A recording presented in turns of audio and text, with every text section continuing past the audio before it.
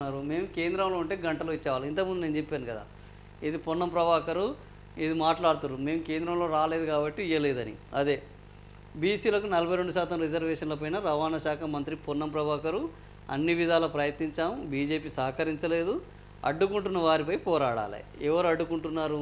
BJP BRS వాళ్లకు వ్యతిరేకంగా పోరాడాలని ఈయన పిలుపునిస్తున్నారు. మేము ఏం చేస్తాము?